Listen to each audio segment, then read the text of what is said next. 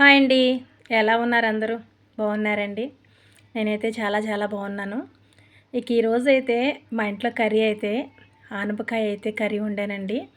మా ఇంట్లో ఆనపకాయ కర్రీ అంటే అస్సలు ఎవ్వరికి ఇష్టం ఉండదు. కానీ అందులో రొయ్యలేసి ఇలా నేను వండినట్లు ఇలా వండితే మాత్రం ఇంట్లో అందరూ ఇష్టపడతారండి. చాలా ఇష్టంగా తింటారు. ఆనపకాయకి సంబంధించి ఇవి తింటారండి. ఇక ఆనపకాయ అంటే అస్సలు ఎట్టి పరిస్థితుల్లో ఇష్టం ఉండదు. ఇక సమ్మర్ కదా, ఆనపకాయ ఇలాంటివి వండుకోవాలని చెప్పి నేనైతే ఈరోజు ఈ కర్రీ అయితే ప్రిపేర్ చేశాను. ఎలా చేశాను అనేది అయితే మీకు నేను చెప్తానండి. ఒక చిన్న ఆనపకాయ అయితే తీసుకున్నాను. చాలా లేతకాయ అండి అది. అదైతే చిన్న చిన్న ముక్కల కింద పైనంతా చెక్కు తీసేసి చిన్న చిన్న పీసెస్ కింద కట్ చేసుకుని అందులో ఒక్క టమాటా అయితే అది కూడా చిన్న చిన్న పీసెస్ కింద కట్ చేసుకుని టమాటా అయితే వేసానండి. ఆనపకాయ ముక్కలు వేసిన తర్వాత ఒక ఉల్లిపాయ, ఒక 4 పచ్చిమిరపకాయలు అవి పొడవుగా చీరి ఆనపకాయ ముక్కల్లో వేసాను. తర్వాత ఒక టమాటా అయితే ముక్కల కింద కట్ చేసుకుని వేసానండి. ఇంకా తర్వాత కొంచెం పసుపు, కొంచెం కారం, ఇంకా కొంచెం వాటర్లో నానబెట్టి ఒకసారి కడిగేసి చింతపండుని వాటర్లో నానబెట్టి ఆ చింతపండు కూడా వేసానండి. ఇంక ఇవన్నీ కలిపి ఒక కుక్కర్లో వేసాను. ఇక వేసిన తర్వాత ఒక గ్లాస్ వాటర్ అయితే అందులో పోసానండి. ఒక గ్లాస్ అయితే సరిపోతుందండి. ఎందుకంటే ఆనపకాయ వాటర్ ఎక్కువ వస్తుంది కదండి ఆనపకాయ నుంచి. ఇక కుక్కర్ మూత అయితే పెట్టేసి ఇంకా విజిల్ పెట్టేసి ఇంకా స్టవ్ అయితే ఆన్ చేశానండి. ఇంకా స్టవ్ ఆన్ చేసి ఇంకా స్టవ్ వెలిగించి ఇంకా విజిల్స్ అయితే వేయించాను. ఒక 5-6 విజిల్స్ అయితే సరిపోతాయండి. మెత్తగా ఉడికిపోతుందండి. ఇంకా స్టవ్ మీద పెట్టి 5-6 విజిల్స్ వేయిస్తాను. ఇంకా కుక్కర్ చల్లారిన తర్వాత అయితే కుక్కర్ ఓపెన్ చేసి ఓపెన్ చేసిన తర్వాత అయితే ఇలా వాటర్ అయితే ఇలా వస్తాయి కదండి.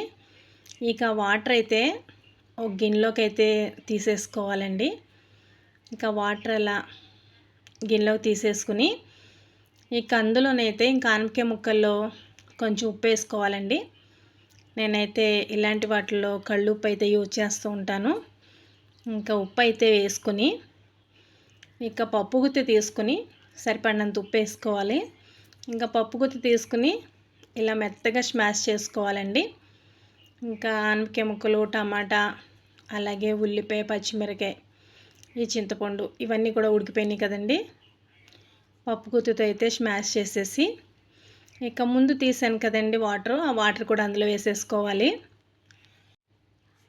ఇక వాటర్ కూడా అందులో వేసేసుకుని ఒకసారి గరిటెతో కలిపేసుకుని ఇక పక్కన పెట్టుకోవాలండి. ఇక తర్వాత ఎండు రొయ్యలు బాగా వాటిని అయితే శుభ్రం చేసేస్తాం కదండి. ఎండు రొయ్యలు అయితే క్లీన్ చేసేసి పక్కన పెట్టుకోవాలండి. ఇంకా ఆయిల్ హీట్ చేసి ప్యాన్ పెట్టుకుని స్టవ్ అంటించుకుని ఆయిల్ అయితే వేసుకుని ఇక అందులో ఈ ఎండు రొయ్యలు శుభ్రంగా క్లీన్ చేసానండి. ముందే క్లీన్ చేసి పక్కన పెట్టుకున్నాను. అదైతే ఇసుక లేకుండా శుభ్రంగా కడిగేసుకున్నానండి. శుభ్రంగా బాగా కడిగేసిన తర్వాత ఇంకా ఈ ఆయిల్ అయితే హీట్ అయిపోయింది కదండి. అందులో శుభ్రంగా కడిగి పెట్టుకున్న రొయ్యలు అయితే వేసుకుని ఎండు రొయ్యలు బాగా ఫ్రై చేసుకోవాలండి. అంటే మరీ బాగా కాదు కానీ ఆ రొయ్యలు బాగా ఏగే వరకు బాగా ఫ్రై చేసుకోవాలి ఆ ఆయిల్లోని. ఇక అవి ఫ్రై అయిపోయిన తర్వాత ఎల్లుల్లిపాయ రేకలు అయితే కొంచెం వాటిని మనం స్మాష్ చేసుకుని కొంచెం చితక్ కొట్టుకుని ఎల్లుల్లిపాయ రేకలు ఏగిపోయిన రొయ్యలు అయితే వేసుకోవాలండి. ఇంకా వేసుకున్న తర్వాత అయితే ఇంకా పోపు అన్నీ వేసుకోవాలి. ఇంకా అన్నీ మామూలేనండి. పచ్చిశనగపప్పు, మినప్పప్పు, ఆవాలు కొంచెం కొంచెం వేసానండి. ఇంకా తర్వాత అయితే కొంచెం జీలకర్ర వేసుకోవాలండి. కొంచెం జీలకర్ర, ఎండుమిరపకాయలు, అలాగే కరివేపాకు అవైతే వేసుకోవాలండి. నేనైతే ఈ ఎండుమిరపకాయలు, కరివేపాకు అయితే ప్రతి పోపులోనూ లాస్ట్లో అయితే వేస్తాను, మాడిపోతాయని చెప్పి. ఇక ఆ ఎండుమిరపకాయలు, కరివేపాకు అయితే వేసండి. ఇంకా పోపు బాగా వేగనివ్వాలండి. నాకు ఈ కర్రీ అయితే అమ్మ నేర్పించిందండి. ఇక నేను చిన్నప్పుడైతే ఆ టైంలో ఎక్కువ శాతం అయితే అమ్మ కూర వండుతూ ఉండేది. ఈ సమ్మర్ టైంలో కొంచెం చలవ చేస్తుందని చెప్పి ఎక్కువ శాతం ఇలాగే ఉండేదండి అమ్మ. ఈ కూర అయితే నాకు చాలా ఇష్టం. నేనైతే అమ్మ వండడం చూసి అయితే నేను నేర్చుకున్నాను. ఇక చాలా సింపుల్గా అయితే అయిపోతుందండి ఈ కర్రీ. చాలా టేస్టీ కూడా ఉంటుందండి. ఇక ఈ పోపు అంతా ఏగిపోయిన తర్వాత మనం ముందుగా స్మాష్ చేసి పెట్టుకున్నాం కదండి ఈ ఆనపకాయ ముక్కల్ని, అదంతా కూడా ఆ కర్రీ అంతా కూడా ఆ తాలింపులో వేసేసుకోవాలి. ఇంకా వేసుకుని ఒకసారి కలిపేసుకుని స్టవ్ ఆఫ్ చేసుకోవడమేనండి. ఇంకా లాస్ట్లో అయితే కొంచెం కొత్తిమీర అయితే సన్నగా తరిగి పైన అయితే వేసుకోవాలండి. టేస్ట్ ఉంటుంది.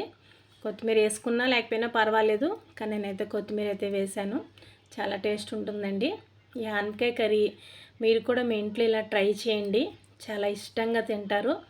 చాలామందికి ఆనపకాయ అయితే ఇష్టం ఉండదు, కానీ ఇలా చేస్తే మాత్రం కర్రీ చాలా ఇష్టంగా తింటారండి. ఇక ఈ కూర అయితే చాలా టేస్ట్ ఉంది, చాలా టేస్ట్ ఉంటుందండి. ఆ తాలింపు పెట్టేటప్పుడే నాకైతే ఆకలేసేస్తుంది, ఎందుకంటే ఆ కర్రీ అంత టేస్ట్ ఉంటుందండి. అది ఎన్ని రోజులు వేయటం వల్ల అయితే, అందులోనూ ఒక టమాటా వేస్తాం కదండి, చాలా టేస్ట్ ఉంటుంది ఈ కర్రీ. మీ ఇంట్లో కూడా ఒకసారి ఇలా సింపుల్గా ట్రై చేయండి. బాయ్ అండి.